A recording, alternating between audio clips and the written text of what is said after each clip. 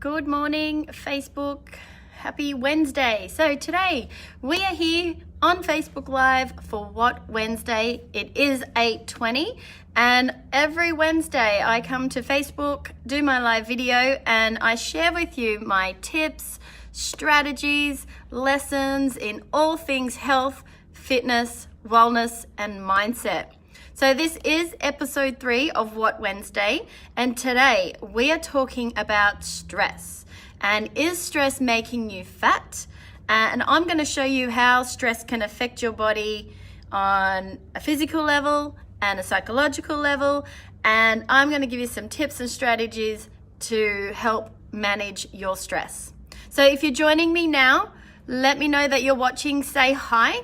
If you're watching on the replay, make sure you write in the comments, replay. And if you have any questions, please write them in the comments and I will answer them as we go. So I'll give you a few minutes there to click on and say hi. Get your favorite emoji, put it in the comments. So today's talk is about stress. Now, let's start with what is stress. So I've got some notes in front of me. So if I'm looking down, that is why. So as human beings, we all have some form of stress in our lives. Let's face it, we're all busy people.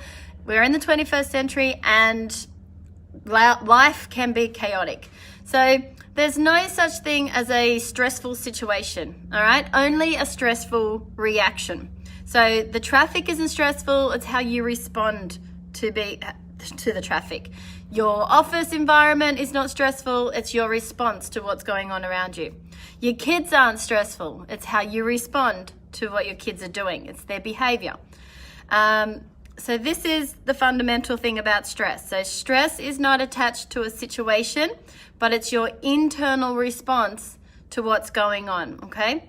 So stress on a physical level is, let's start that bit again. Stress is a physical response from our body to a situation that can be dangerous, exciting, scary, or even challenging. So who's been home alone and in bed, just about to fall asleep, and you hear noises outside? You know, it freaks you out, right? So you're like, oh God, is someone going to come in and try and attack me? So, you know, your heart rate goes up. You might have shaky hands. You're suddenly wide awake. You may be starting to sweat a little because you're like, what's happening outside? Is that someone coming in? You know, you've got a million thoughts going in through your mind. So, you know, this is the body's response to danger. So back in the caveman days, you know, the body would respond exactly the same way, but, you know, to a different situation. And that might be, you know, being chased by a saber-toothed tiger or, you know, another caveman trying to come and kill you. So I'm trying to bring it into our everyday activity, what we're doing now. So, you know, you finally get the courage to peek out the window to see what's going on. Maybe your heart's going faster again because you've just decided, oh, I'm going to look, I'm going to see. Maybe there's going to be another pair of eyes looking in. Your body's getting a little warmer. The heart starts racing. Maybe your hand's shaking to look out the window and you're wide awake. So, you know, has anyone ever been in that situation? And then when you finally get the courage to look through the windows, you know, what do you expect to see? Maybe it's the neighbor's cat, maybe it's someone. But if you do see like the neighbor's cat, there's a sigh of relief. You take a deep breath, your heart rate slows down, and maybe your hands stop shaking a little. And then maybe you decide, oh, I'm going to try and go back to sleep now. It's just the cat. And suddenly you put your head on the pillow and you're wide awake, all right? And you're hearing every little noise around you because you're paranoid now, right? So has this ever happened to you? I know I've had that happen, you know? You hear all noises and then you suddenly can't switch off. So stress triggers a flight or fight response. So it's preparing our body to take action against potential danger. So we have stress hormones such as adrenaline and cortisol, and these are released into the body, causing our heart rate to go up, our metabolism to slow down, our breathing to speed up. It restricts our blood flow, takes our blood away from our arms and limbs, just in case, you know, suddenly someone's going to chop our arms off or our legs. your digestion, whatever you've had for dinner, it will stop and slow down because the body's going to save whatever food you have for later to recover. So the body responds, everybody's body responds in the same way. All these kinds of things happen to our body in response to danger. So this works for the short-term threats. So if the body is under stress for too long, and it can have an effect on our mind and our body. So we live in a wonderful but noisy and uncertain world. On a subconscious level, our brain is constantly trying to interpret what all the fuss is about and whether it may represent something dangerous to us or not. So this results in our minds being stuck in that red alert, so causing us to subconsciously mistake simple challenges for potential threats and to our well-being. So if we're always on this red alert, hey Beck, how you going? Good morning, Melissa. We are talking about stress. So if we are on red alert all the time, the body's just not getting that time to do what it needs to do. So, a telemarketer calling during dinner time doesn't pose the same threat as, a hungry saber-toothed tiger trying to attack you. But your body will respond to both situations in surprisingly the same way. So with a huge range of potential challenges that surround us every day, if our mind is stuck in red alert, our body is then primed to fight or flight. All right, but the problem is we weren't designed to operate this way. This was supposed to be a short-term thing. The body responds to danger. We get the hell out of there. The body does what it needs to do, and then it comes back to relax, and then once we're safe, we're back to normal. So, but the way we live now, our body is still on red alert. So remember, there are no stressful situations.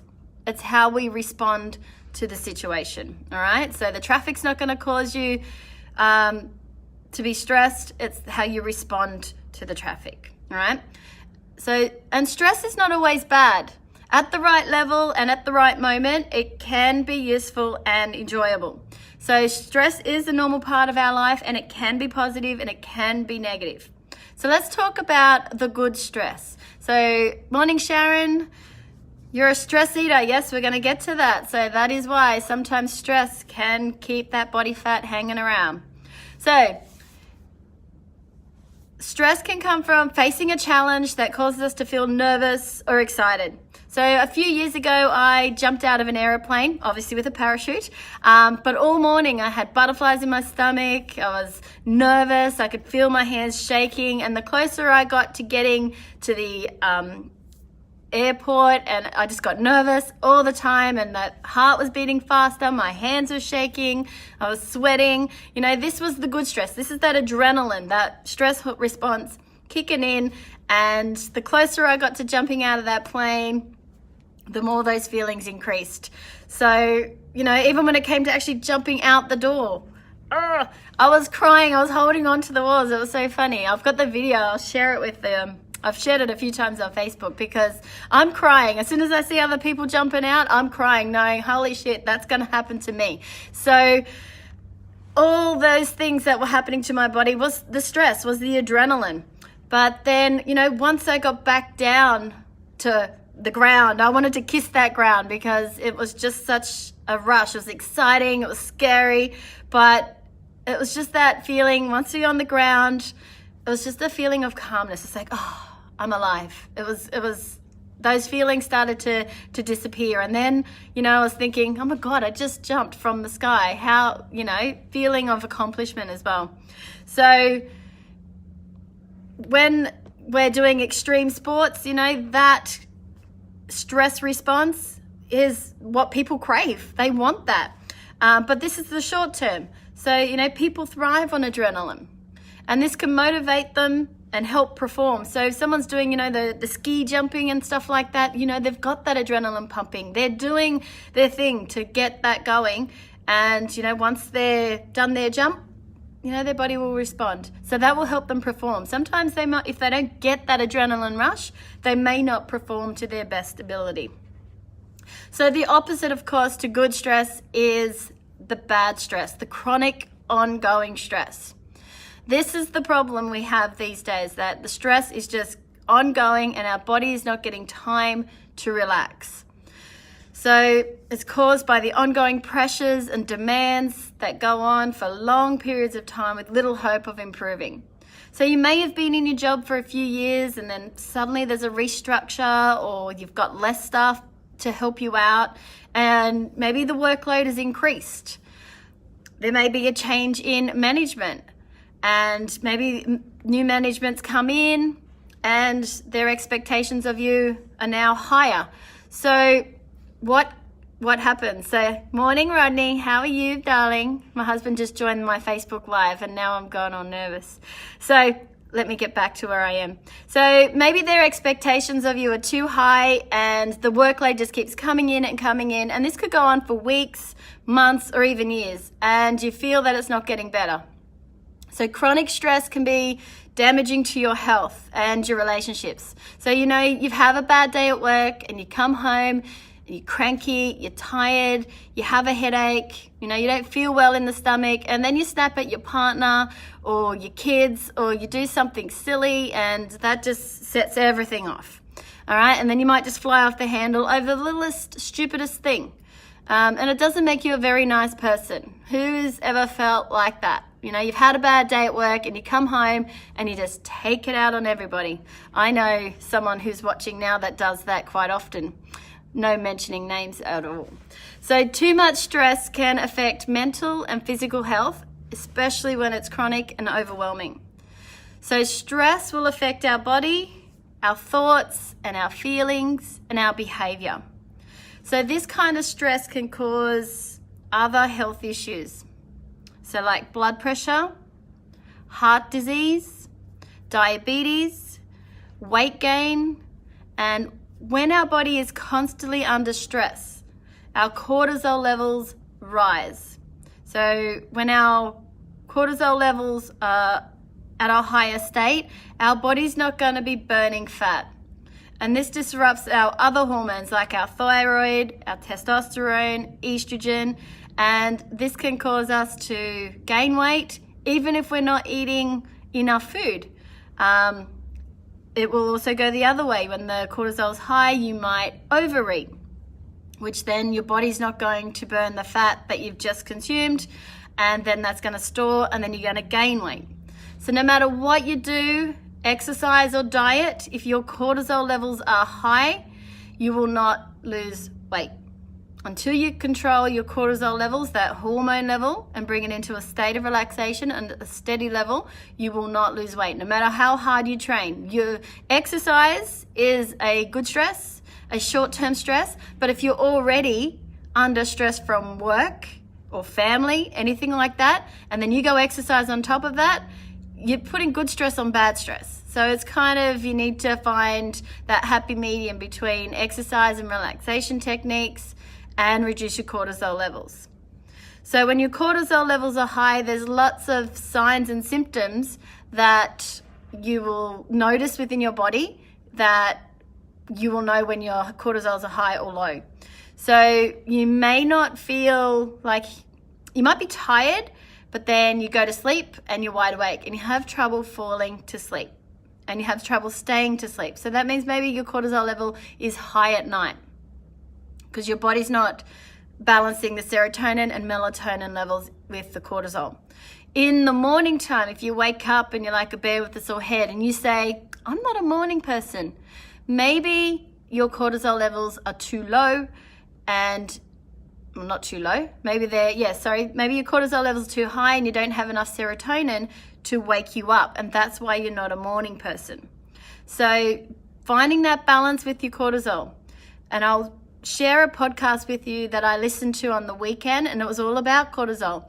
And in that podcast, it was by ATP Science, and they shared all the signs that happens to your body, or the symptoms that you will feel when you got high cortisol or low cortisol. And then you listen to it and you're like, oh, that's me. And it'll also give you some suggestions of what you can do for lowering and balancing your hormones, your cortisol. There are a few supplements that you can take, and this will help bring them up. All right. So I'll share that in the comments. So if you're watching now, let me know that you've watched that. And when you do listen to that podcast, go for a walk. Go for a walk because you'll be more fresh and relaxed to listen to it. So let's talk about some of the symptoms of stress. So I've mentioned a few before with the short-term stress and the long-term stress, but let's talk about the symptoms and changes in your body. And this could be like headaches, aches, pains, and inflammation, sleep disturbances, getting to sleep, staying asleep, broken sleep, upset stomach causing diarrhea or constipation, high blood pressure. Have you ever been one of those people that always get sick? Because being under stress, you've got a weakened immune system, so you're always getting colds or bugs. Muscle tension, maybe you're getting muscle tension without even doing any exercise, or unexplained muscle tension, that would be from the stress. And then a change in sex drive as well. So symptoms affecting our mind, our thoughts and our feelings. So maybe if you're not an anxious person and then, things have been going on at work or at home and then suddenly you've got a little bit more anxiety or a bit more worry, or you're more angry or irritable. Maybe you're feeling a bit depressed. All right, these are all symptoms of stress that are affecting our mind, thoughts and feelings. So feeling overwhelmed and out of control, feeling moody and tearful, difficulty concentrating, low self-esteem and lack of confidence. So symptoms of stress that affect our behavior may include overeating or undereating. So some people when they're stressed, they just want to go for that food, and because food like ice cream, chocolate, the sugary kind of foods does make us feel better, increases the serotonin, makes us feel good, but it's only a short term. And then your body's then stopped digesting. It's not going to absorb. It's going to just take on the fat, and then you lead to weight gain, and then you wonder why. All right. Outbursts of anger, relationship issues, alcohol, smoking or drug abuse, and then avoiding people, not going out and being social. They're all symptoms of stress that affect our behavior. So now, all of these symptoms, who feels like they have a little bit of stress in their life? Yes, put your hand up, put your favorite emoji in. Let me know in the comments if you feel stressed, because we are all human and we all have some form of stress, and stress affects people differently. So because we all respond differently to the situations that are going on around us. So it's not just a stressful situation, it's how we respond to that situation. All right, so we have two people in the room given the same task. One person might just cruise through it, fly through it, not a problem, and then the other person will be like, this is too hard, I can't do it anymore, I can't do it, and then they start stressing out because they respond differently. So this is what happens. So what can cause stress? Well, I've said a few already. But, major negative life events like a death in the family or a divorce, or even positive life events like getting married or having children can be stressful. So research has shown that some events seem to cause more stress than others. But again, it all comes down to how we deal with it in our minds. Routine stress is related to demands of everyday life and normal responsibilities. So, just going to work and being a parent, there's little things, having to take the kids here and there, pick them up from work, having to cook the dinner, all of that kind of stuff can be stressful to some people. Depends on how you respond. So financial issues. This is one of the leading causes of stress for Australians. Who's had a time in their life when, your rego's due, your insurance is due, then you get an unexpectedly higher phone bill or electricity bill, and then another bill that you weren't expecting, and then suddenly all these bills are due at the same time. That's pretty stressful, right? You got to deal with all of that at once. So there's a stressful situation right there. Finances can cause some stress, but again, comes down to how you respond to it. So other causes of stress may include the family situations. I know we've had a few issues in the past, Personal health issues, so trying to maintain a healthy lifestyle can be also stressful. Trying to stay focused and be, on track all the time. That can be causing some kinds of stress. Just concerns for your family and for your kids. Sometimes there's issues in the workplace as well. So there's also situations that may be life-threatening or violent people that, or something life-threatening or violent that's happened to you, you recover, but it can lead to then post-traumatic stress disorder. So maybe someone who's been a police officer in the past or been into the war and things like that, those things can cause post-traumatic stress. So everyone encounters some kind of stressful situation in their time. So now I'm going to share with you some strategies to deal with your stress on a physical level and on a psychological level, and how we can manage these stresses. So the first way to manage your stress is identify what triggers your stress. What makes you feel stressed or overwhelmed or anxious? Notice the warning signs, all right? Notice what sets you off, what makes you become irritable, what gives you that muscle tension, even when you haven't exercised. Then the next step would be then obviously to try and change that stressor. So, if it's a work situation, then, maybe changing jobs is what you need. Maybe looking for a new job. Looking for a new job may cause a little bit more stress, but once you find a new job, that stress is gone. So that would be a short term. So, if work causing you stress, maybe talk to management, change your hours, take some holidays, approach your HR department, get some support.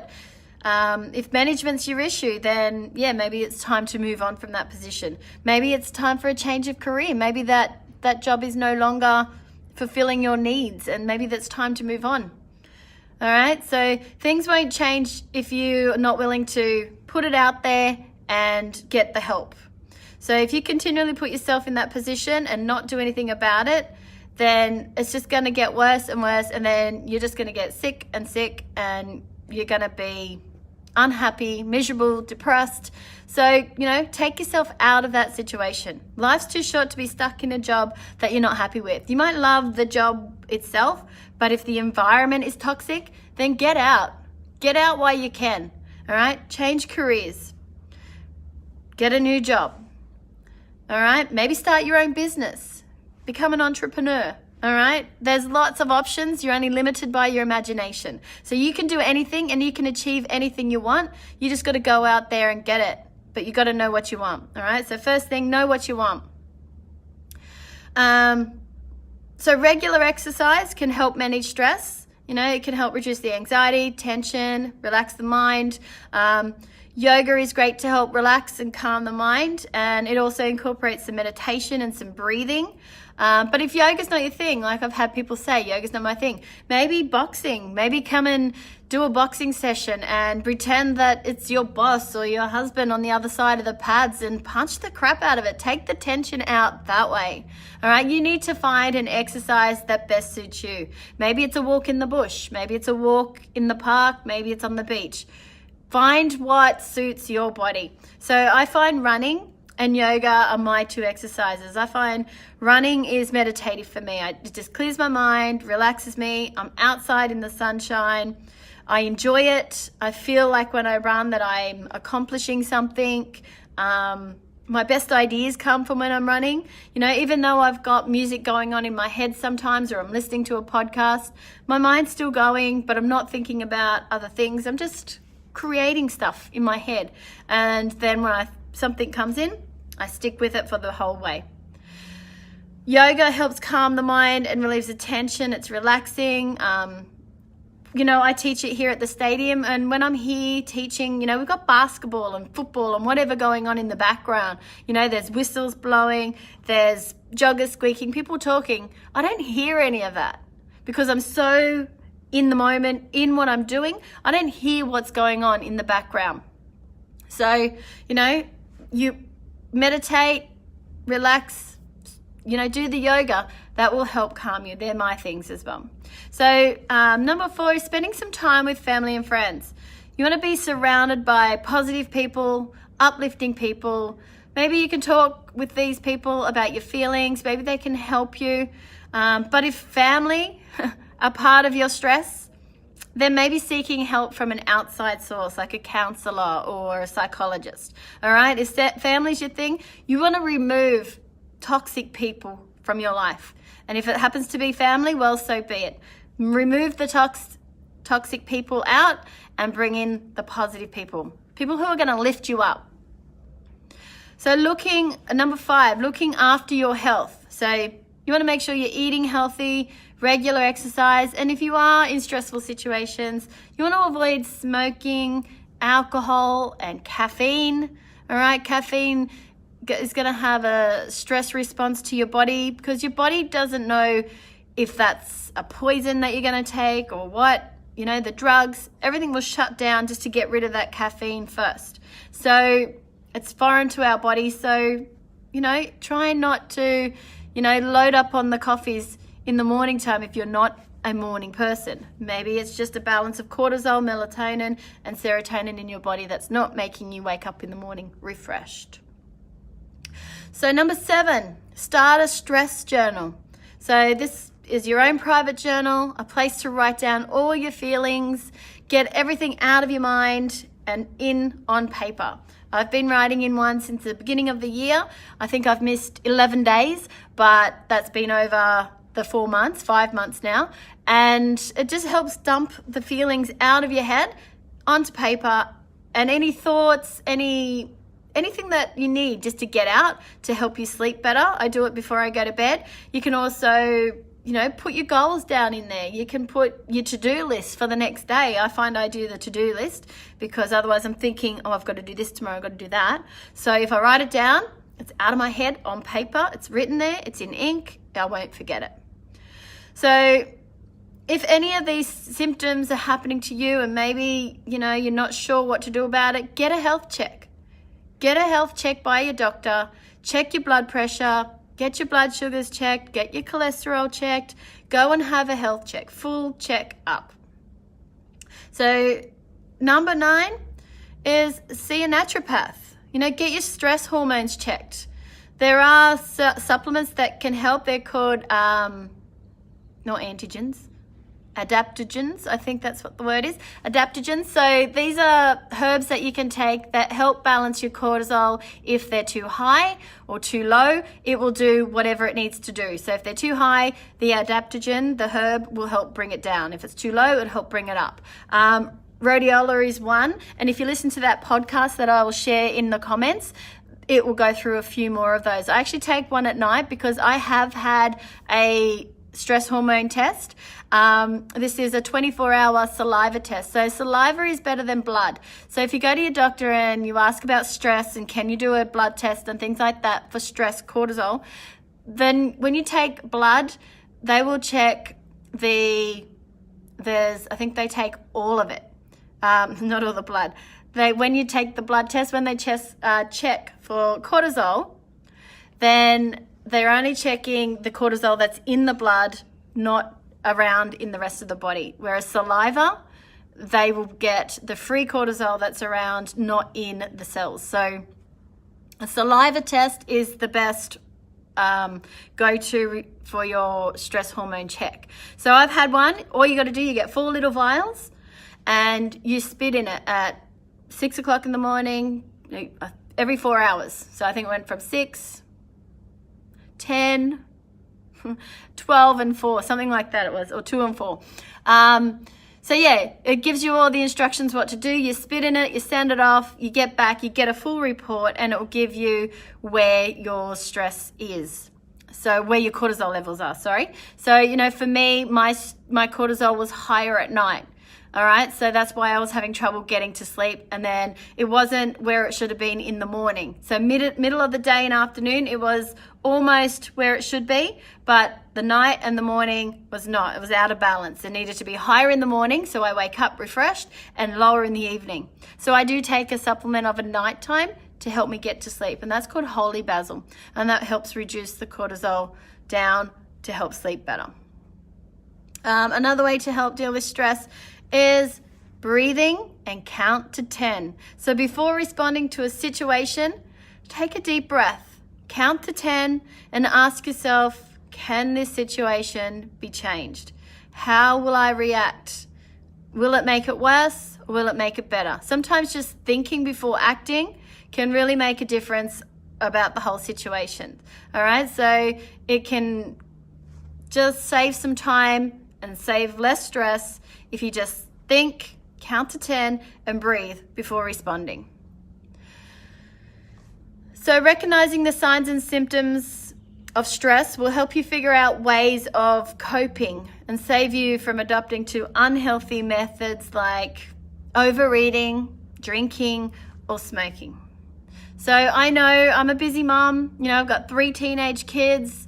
I'm a wife. I run my own business. I'm always under stress, but I don't feel stressed.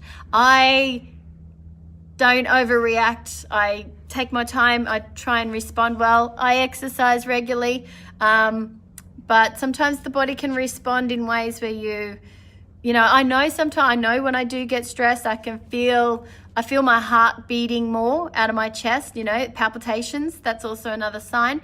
And when I feel that, I just stop, I breathe, and they do go away. So, you know, just managing stress is going to help prevent further diseases and conditions. So managing stress on a psychological level is recognizing what sets you off. All right, what causes you to fly off the handle for no known reason. You know, say no to things that will create more stress. So if people are constantly asking you, can you do this, can you do this, and you can't say no, that's going to cause you and create you more stress. So, you know, say no. That's a powerful word. No, sorry, I can't do that at this time. And I've said it before, surround yourself with positive people. Remove the toxic people out. Be conscious of your inner voice. So, you know, you're going to have negative self-talk going on saying why you shouldn't do this and do that. Negative is going to overpower the positive, but you need to flip it over and talk more positive self-talk to yourself.